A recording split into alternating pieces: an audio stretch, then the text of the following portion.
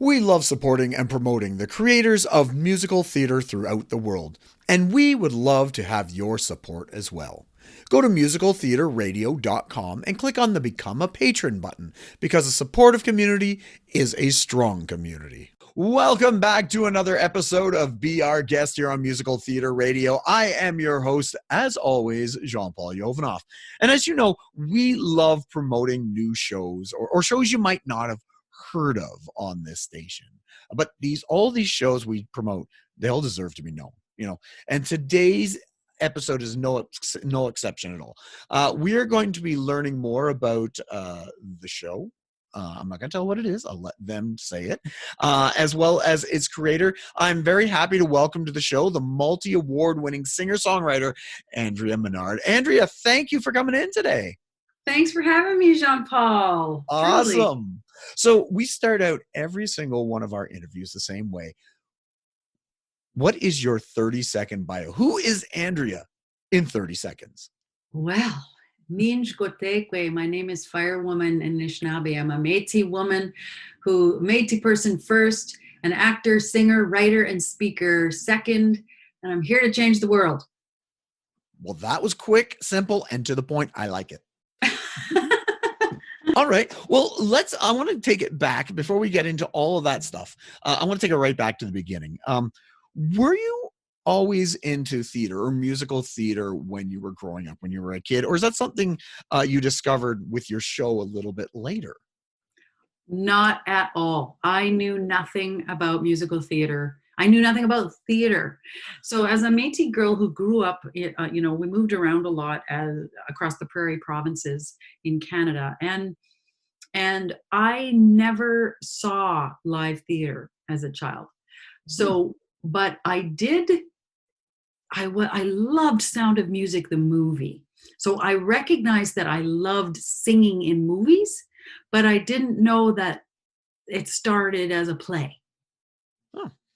I had no idea. I had no context for that. And my dad was the king of the kitchen party and would sing it around the kitchen table at parties, but that was my extent of performance. And he was a great performer. Like, nobody talked while dad was performing, right? We harmonized, but dad was the star. So I understood that theatrical world through him, but I didn't see it live until basically late high school. Wow. Yeah. You said you grew up you're born in Manitoba, from what Born in Manitoba, lived in Manitoba, Saskatchewan, and Alberta throughout my childhood. I moved around a lot. Yep, and graduated high school in Prince Albert, Saskatchewan. just everywhere. You have a good feel of the prairie provinces. You better believe it. Yeah. Awesome. So was your dad a performer, or is he just a natural performer and loved to sing? He was a performer that didn't know he was allowed to be a performer. He did it as his hobby, as his off, because he was told when he was young that he had to support his family and that he had to give that dream up and go smarten up. And that's what I know that was hard on him. That was very a regret for him. But he kept his dream alive by performing at parties and at different events, Yeah. So all your natural talent and skills and probably love of song and performing come from your dad then, I guess. Most certainly. And my mom was an incredible harmonizer. So it's like, sure, you can have one main singer who's good, but when you also have a mother who's got a good ear and can hear those harmonies too, it's like I grew up with some musical ways to express, and so it would help if I would find another harmony, then I could sing along with them. So my ear grew, and I wasn't trained at all, and I still am not really trained, but I had a great ear and a great sense of musicality that I was told growing, as I started to connect with really monster players and gifted teachers of music, that I had a musicality that could translate what I needed, for whatever I was creating. Very cool. Very cool. And So did you always want to be a singer then, a singer-songwriter and performer, or was there something else you wanted to do and Oh, you it's got so that leg funny up? you asked that. I think maybe I was more influenced by my father than I realized, but Mhm. it wasn't something I wanted. The thought of being famous kind of made me sick, made me puke. um, I knew I had a good voice, like it was something that I would people recognized when I sang, but I never really wanted to be a singer. There was Mhm. something really um, I didn't want to, and I don't know exactly where that came from. And maybe that's the fact that my dad didn't do it for a living; he just did it because he loved it. Maybe that was where it came from, but I certainly didn't want to. And whenever I would get encouraged or pushed into that direction, I would kind of resist. But when my play, The Velvet Devil, was born, Mhm. she came to me as a character of a 1940s Métis star first. And I went, oh, I don't want to be famous, but I could play a character who wants to be. Oh, I get this. Okay, okay. And I didn't, I'm saying this now from retrospect. I didn't understand what my resistance was about back then. I had no idea. Mhm. But now I recognize, many different aspects of it. My little sensitive soul, the fact that it's a dominant culture outside the Métis community. Yeah. It wasn't necessarily my stories being told out there. It wasn't necessarily my sensibilities, and I don't know if I agreed with all the stories that were being told.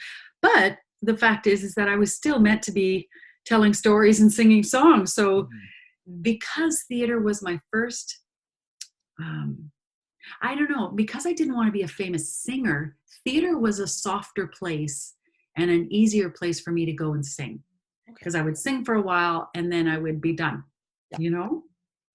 It was whereas a musician, because I played that role for a while as a musician, I would go off and be on tours, and I went, oh, I don't like, this is your life. What about acting? What about telling stories? It was just didn't satisfy me enough. And so theater became a safe haven and a huge growth place. I learned about all the arts within the theater community. It was all there for me to learn. Nice. Now, before we start talking about the Velvet Devil and your show, was a very supportive family in choosing this career? Because some families aren't and some families are. Just curious.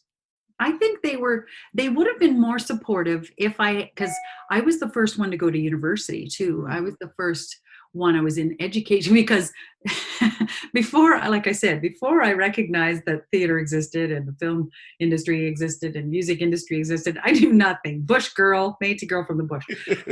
Um, Before I knew any of that, I I realized I was, I had one of those aha revelation moments when I went, I think I'm a creative person. I think I need to do this for a living. And of course, I racked my brain going, what's the most creative thing I could think of? And I went, I could teach drama. Not having taken many drama classes, never been Yeah. a teacher. I think maybe part of me was a teacher at heart, but it was the most creative thing I could think of. I had no idea the others existed.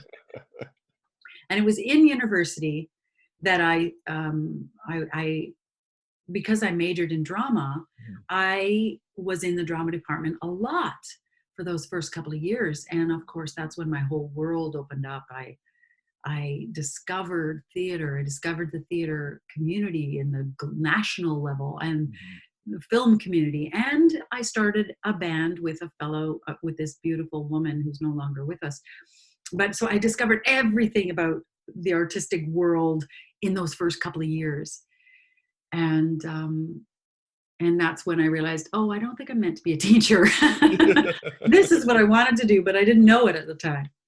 It's that moment of discovery that's incredible because you found, I think, from the sounds of just all of the arts and they all you were drawn to them all from the sounds of it. And Oh yeah, but when you it's so great is that I went through steps. Some people grew up in tap and ballet and yes. piano lessons, and I'm like, are you kidding me? Like, what?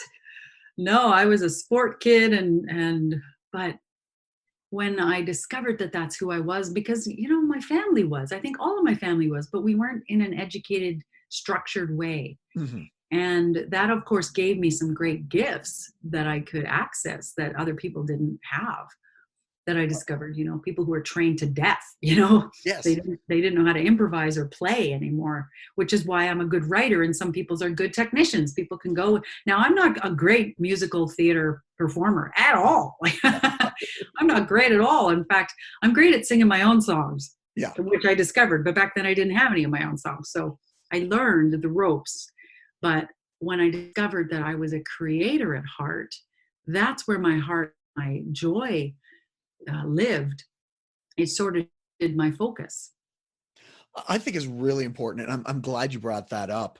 That people who are just focused on the arts and just put themselves in, and that's it. I don't think they're as well rounded as someone like yourself who came to the arts but did all this other stuff, and you can bring these experiences into Mm. what you're creating. And I think people need to step away sometimes from the arts and do something a little bit different, and discover the world. Yeah, I mean, I realized, like, wow, some people have only known the arts, and that's shocking to me. Yeah. But I have to say that when I realized how specialized some people are, wow, they're just so gifted. And I'm not one of those people. Like, I've got gifts for sure, talents for sure. But when it comes to the specialized technicians, like the dancers, the triple threats, the singers who do Yeah. musical theater singing, like, whoa, they kick my butt. I hear you. Wow, I beautiful. I stopped performing for that very reason. I discovered other loves, but that's the thing. So you Well, created this musical called The Velvet Devil. Tell mhm, How early in your career did you create this show? pretty early. I have to say that I call her my emancipator Mm, because without the vision of her, without the dream, that she gave me, this character came to haunt me. And it's like she wouldn't go away. And I went, I don't know how to write. I don't know what to do. I really don't know how to write. I don't know how to write a play. I don't know how to write music. What are you talking about? But because the vision was strong, see what I saw in that first gift of the vision was I saw the play, I saw a CD, and I saw a movie. And I went, oh, yeah, that'd be great. Yeah, let's just whip that off, right? yeah. Not realizing, oh God, it's like every step for me was, so hard because I came from total ignorance, which is great, which Yeah. is innocent too. But I also had to expand my knowledge so wide, so rapidly. So, in other words, I went, well, how do people write plays? And then and then someone would say, well, why don't you write a grant and see if you can get paid to write it? And I went, okay, what's a grant? So, like, every step. And then it's like, how do you make a budget? And then I would think that it would cost this much. And then someone say, oh, so when I got the grant, I went, oh, damn, now I have to write it. So that was an experience in itself, and realizing I had to work with people like a fellow writer, which I met my longtime collaborator, Robert Walsh, who wrote the music with me. And now we've done 4 albums together and a symphony show. So the fact is, that was always meant to happen. Robert Walsh and I create beautiful music together in all sorts of different genres. But if I had not had the dream, I wouldn't have went seeking someone to work with. And I was terrified and I felt like I didn't know anything and, well, I don't know how to read. But through him and my friend Angie, who I was in the band with, they showed me, no, this is what you've got. Just follow this. We can help with other stuff, but follow what you've got.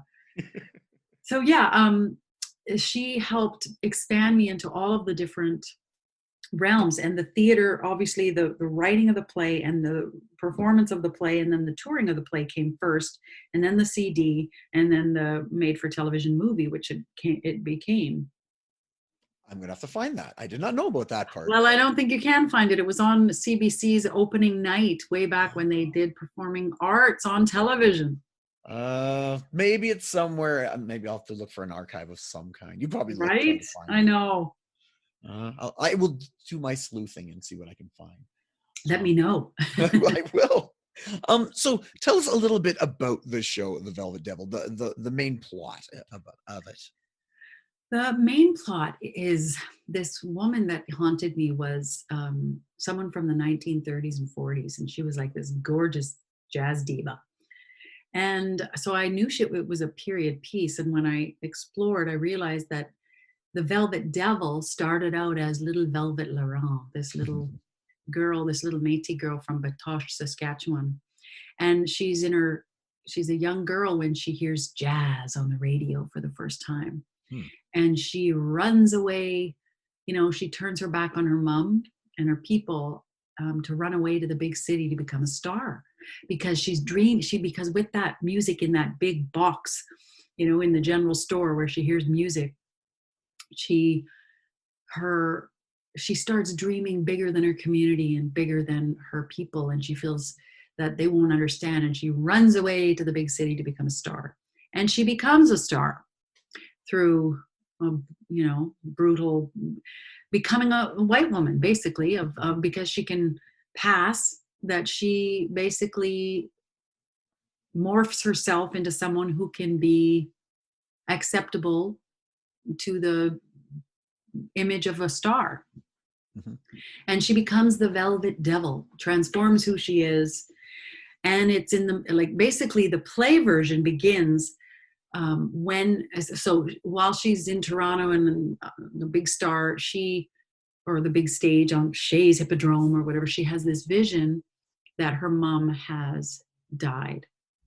And it's like her world unravels. And so the play takes place of her back in Saskatchewan doing a big Velvet Devil concert in Saskatoon. It's almost like to show everyone who she is and to prove that she left for a good reason, and she kind of does this big, she's doing her number with her people in the audience, and she has a meltdown on stage, or it's like she has a visitation from her mom, and she realizes that, because she tells the story of her life, of how she got to where she got. And just like, the subtext is that she's trying to prove that sorry, mom, forgive me, mom. But, she's funny, and she's telling her story of how she got there and sort of the hard times and the funny times. And, but when we get to near the end, she can't hide anymore. It's like she hears her mother singing, and she has a breakdown, and she realizes that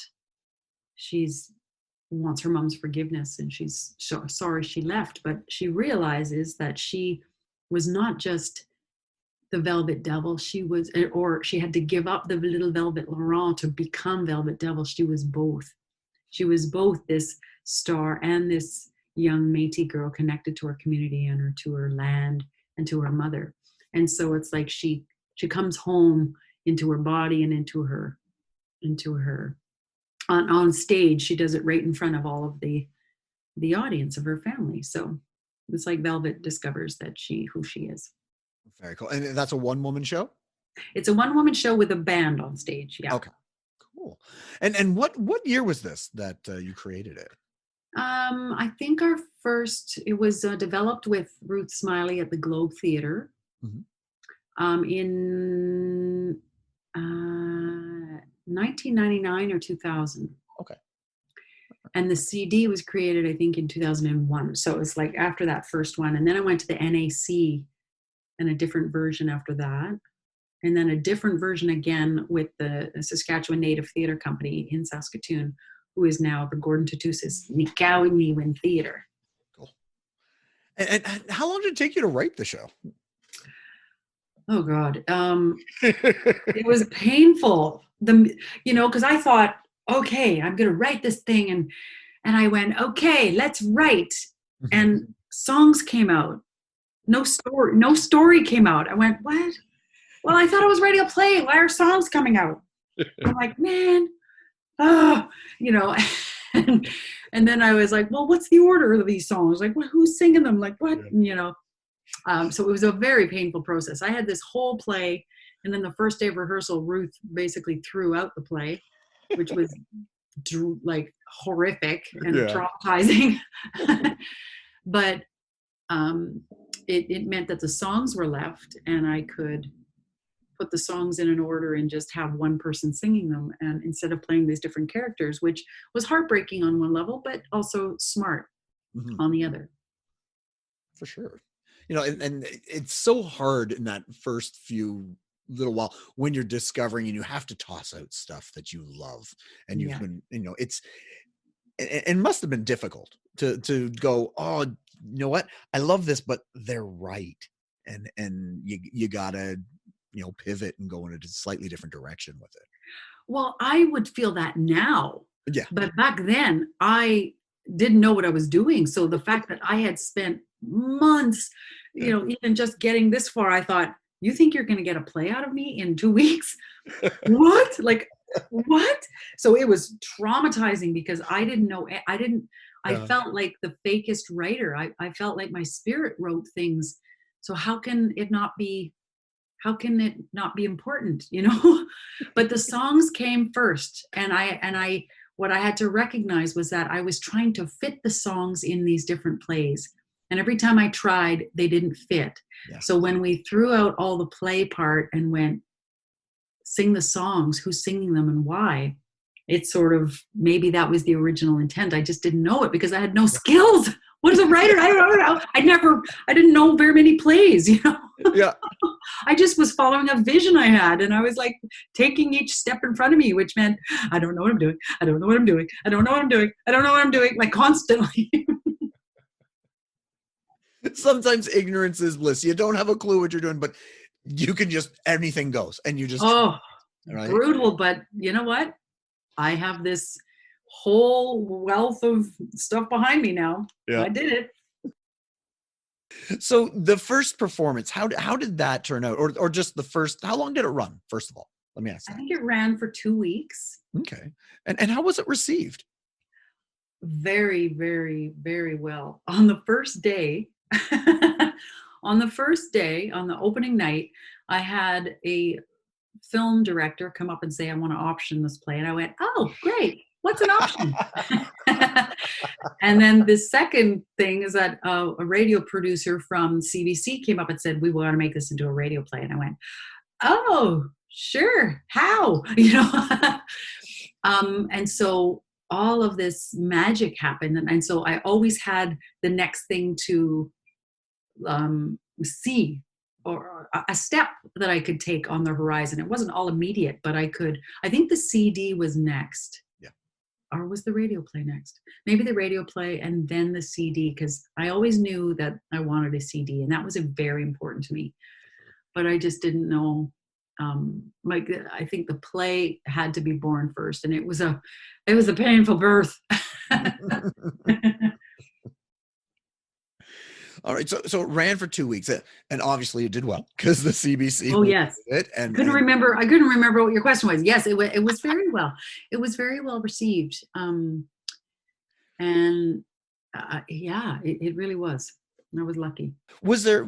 How was the reaction? Did you find notice a different reaction, say within your Métis community and the white community, or just the non-musical theater community, or anything like that?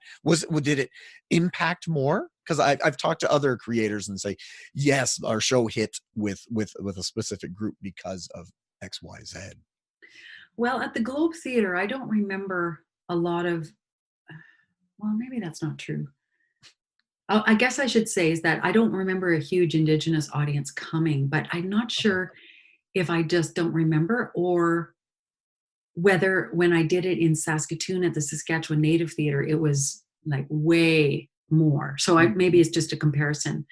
And I was much more comfortable with the second or the third draft, like when we did the version in the Saskatchewan Native Theatre Company, I was much more comfortable with what I had created, and to expand it and to shift it a little bit. And I had an Indigenous director, and so it just sort of it kind of got easier in my body. Yeah. Whereas the first one, I was, I was dealing it with, I was traumatized just because of my own ignorance.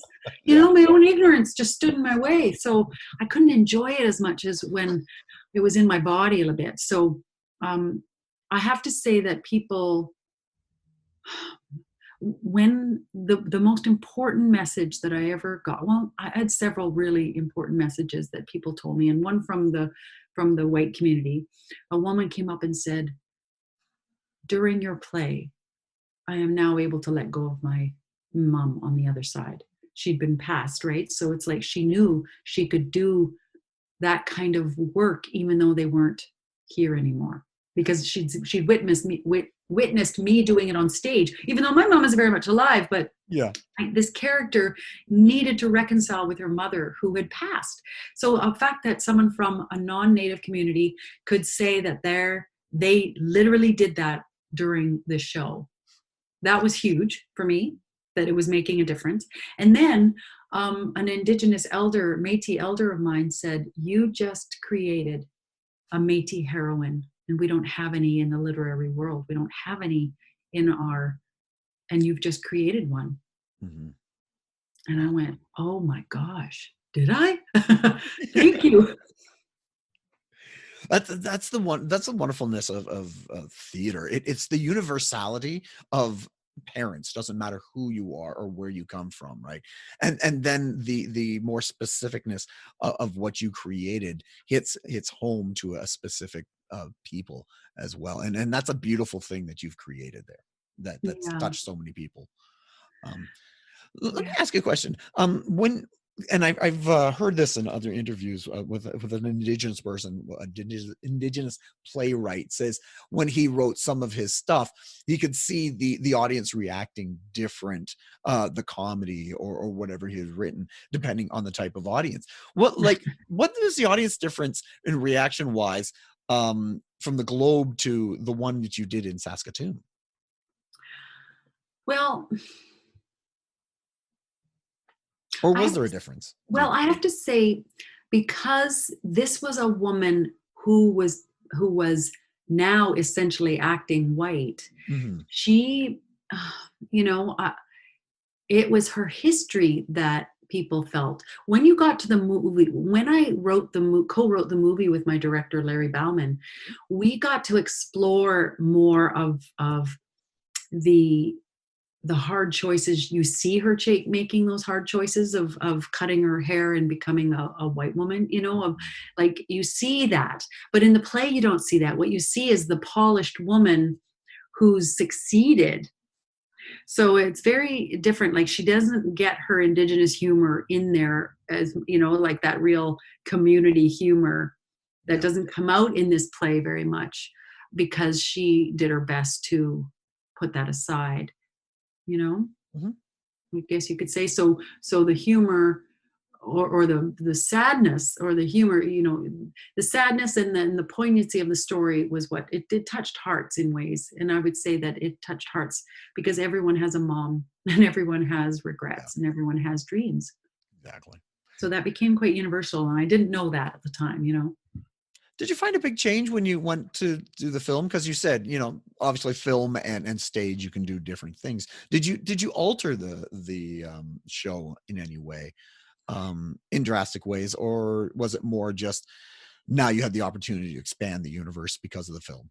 Well, yeah, it was more that, where we could expand. And what I discovered, because again, opening doors, Andrea doesn't know what she's doing, but Larry Bauman does, and did know what he was doing. And what he discovered with me and helped me discover, or to recognize about myself, was that I actually I was very visual. I could see pictures in my head and I would come up with solutions. He'd go, well, what about this? And I go, bam, how about this? And I would be able to problem solve in a cinematic way that I didn't know I had. So the story was the same, but we had to tell a little bit differently. We had to introduce characters. So there's this song called Sunny Makes Me Sunny. Well, we had to meet Sunny. No Yeah, one ever gets to meet him in the play. So, like, who is Sunny? And oh my God, what does he look like? And where does he come from? And yeah. so, yeah. So there was lots of expansion that all of a sudden you had to go, oh my God. And we get to meet Mama. We get to meet Mama. Instead of her being passed away, we get to meet her when Yeah. she's young. Oh my gosh. And you get to see her listening to jazz on the radio for the first time. You know? How do you feel as the creator of both the film and the stage? Which do you think represented better your vision? Because the intimacy and the simplicity of theater is wonderful because you have to use your mind more, but you're able to create and enlarge the universe with the film. Which one did you feel best represented your vision? Ah, I didn't say these would be easy questions. yeah, I love it. I have to say they both, Well, because Velvet, in the creation of the very first world that the theater world, it was huge to me. It was like, it was a thick, full world that I had never created before. So to me, that was a massive expansion. And then the film version, of course, like I love film and television. I've been in lots of series too, and I love that medium. So getting to learn just again that expansion into how to tell stories was so gratifying too. So it's like these, when you come in as a fresh, um, innocent, you know, I'm just remembering it, how wonderful and scary both were, but they both got to tell what I needed to tell at the time, because they were about 3, 4, 5 years apart. 5 years apart. And that's a long time to grow in oh, for between. sure. Yeah. And a couple of different versions of the play. So it's not like I had went, oh no, this is perfect. No, I kept growing, kept expanding, kept deciding, having to make new decisions. Who is Sunny? I had to keep growing this until I knew these people. And so maybe it was just a 5-year journey of getting to know my family, right? Yeah.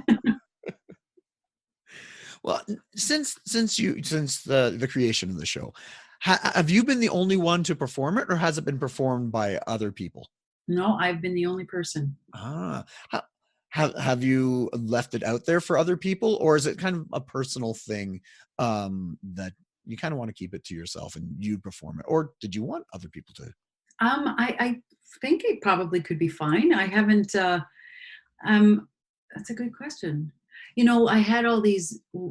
Gabriel Dumont Institute is a publishing company that was going to make a published version of the play, the CD, and the film if we could have put this all in one package, Yeah. a little DVD of it, and we couldn't get the rights to the movie, and it was heartbreaking. What? You couldn't get the Yeah, rights to your own I movie? don't have the rights to my own Wow. movie. No, I don't. So that was very, very painful. So it is not published and it is not out there for the world to really see. So it is like this little secret that those who got to see it, have a little special have a place in their heart for it. But it has not been, um, I guess, mechanized in a way that people could pick up and take at the moment. Well, at least we have the CD where we can enjoy and imagine what it Yeah. could, what it Yes. could be like. So after the Velvet Devil, did you work on any more theatrical? Because I know you went on and you sang and performed anything else, but anything more stage based? Did you create anything else like that? Yes, I would say that because everything just kept taking me off in different directions, learning and learning and learning and learning and learning, I never went back to creating a play. I didn't particularly find it easy. Yeah. But I did get inspired to do a symphony show, and I found myself writing script for it. That in between the songs, just like Velvet Devil, I started writing script, and I went, oh, huh. Is this? And then I've done it once, and I realize now I'm like, no, I want to change some of that again. No, that was too intense, and a bit much for a symphony audience. They were like, what's happening on this stage? We love the music, but what is she doing? So that one, at the time, it was called I Am Andrea Menard, but it's going to be, I'm going to be shifting it to called Nin Shwatekwe, which means I am Firewoman. Wow. which means, because I wanted people to know, like, I am Andrea Menard was to say, this is my journey as a Métis woman. Yeah. So you have the jazz woman, but you also have a drum song with a symphony orchestra playing, so I had a whole bunch of things and a bit of story. So Ninjkotekwe, I think, is going to be the name of the edited version, but it's still, I haven't been pushing that or selling that anywhere. So, what have you been up to lately? How have you been keeping yourself busy during Well, these I once a year or a couple times a year, there's a bit of theater, there's some gigs and music and some film and TV. But these days, to tell you the truth, because of where we're at in the world, my way of I think the deepest part of me is really wanting to change this world by helping other people realize their dreams, recognize their own worth, because mine was so shattered. It was just not intact. Yeah. And whether it's from our lineage or from, colonization, or this story of the Canadian story of how they treated Métis people, Indigenous people, I don't know, like it's all of it. But I'm finding that the stories I want to tell right now are about empowering others. So the teacher in me is actually coming back, and I've created this company called the Sacred Feminine Learning Lodge, and elders that I heard back in 2012, this elder from the Saugeen First Nation, the Turtle Lodge in Saugeen First Nation, they had a gathering of elders, and they came up with this document for the Western world to understand the world through the Indigenous lens. Mm-hmm. And they coined the term for me, the rise of the sacred feminine. And that to me was like an explosion went off in my head, because I went, that is who I really am. Yeah. Yes, I'm an actor. Yes, I'm a singer. Yes, I'm a storyteller. Yes, I'm a songkeeper. Yes, I'm a speaker. But the rise of the sacred feminine makes everything, like, that's the reason I do everything. Like this woman who empowers herself, this Indigenous woman who empowers herself and becomes successful, but then has to come around and heal. That is an empowered woman. That is the story of empowerment. And I didn't, and so now that I've told that story, it's like, okay, what next? Now I got to tell this story, so I never know what my spirit is going to demand of me next, or where my next passion is going to lead me. And the rise of the sacred feminine is just taking hold of me like the Velvet Devil took a hold of me.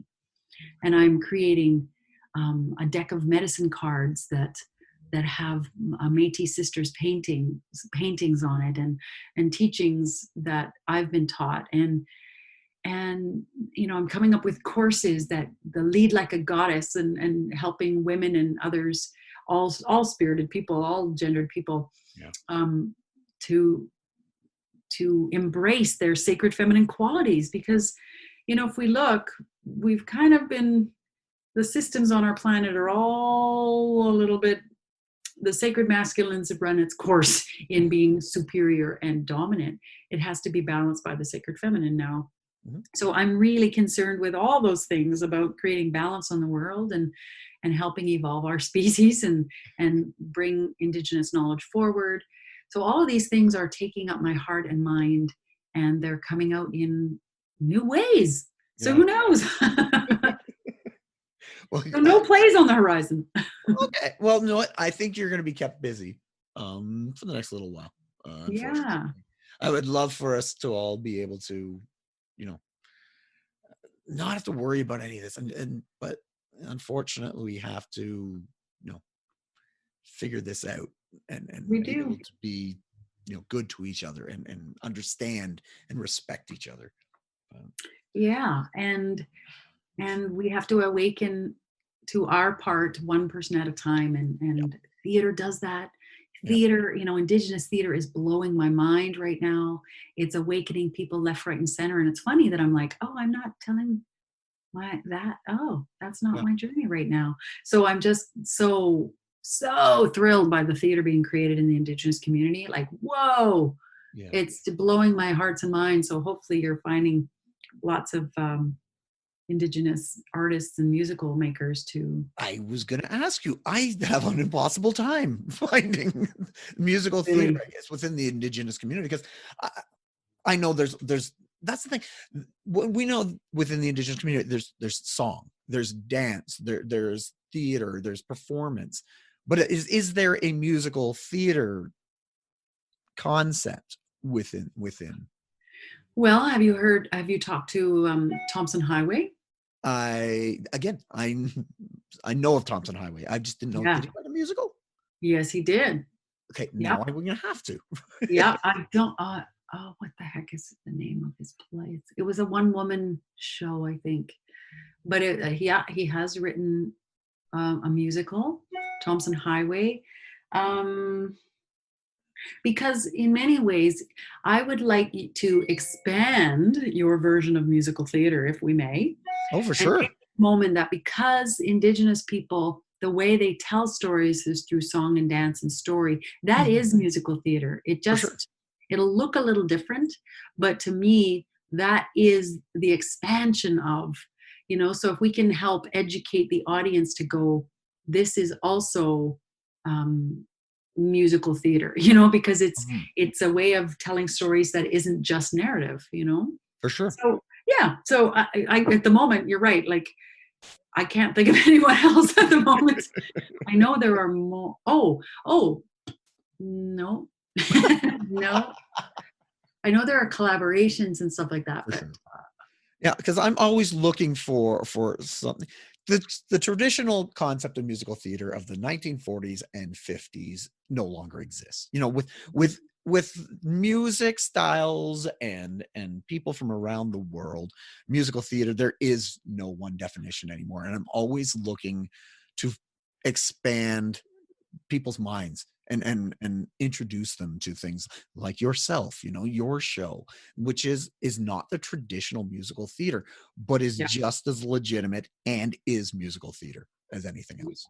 yeah, totally.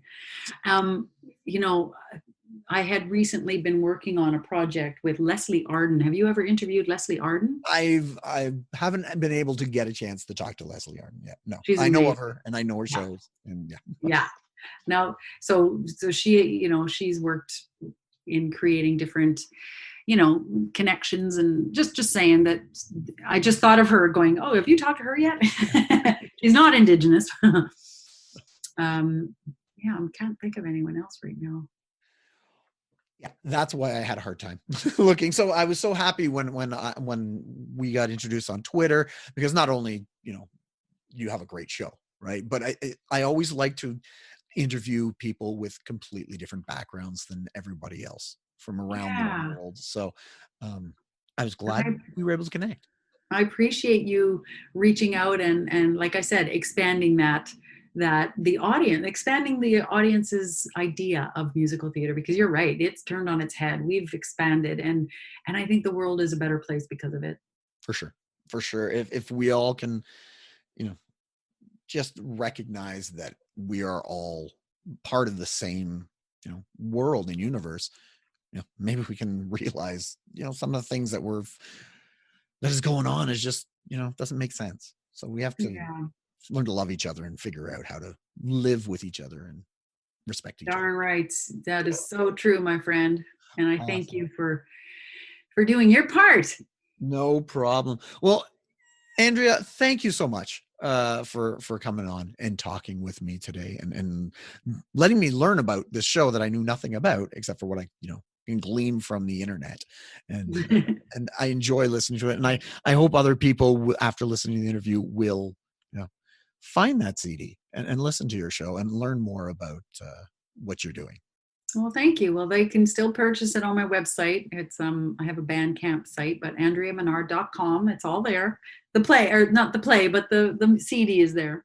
And then maybe one day it'll become available to be produced, and you'll be able to see somebody else's interpretation of Exactly. yourself. There's lots of incredibly talented Métis performers, women out there who could totally nail it. So yeah. Oh, that's exciting. Well, as soon as that happens, you let me know and I will promote the heck out of it. Well, thank you. Awesome. I will. No problem. Well, that was Andrea Menard on Be Our Guest here on Musical Theater Radio. Tune in next week as we'll be talking to a new guest or guests about their life, love, and passion. That is musical theater. And until next time, my friends, I'll see you when I see you.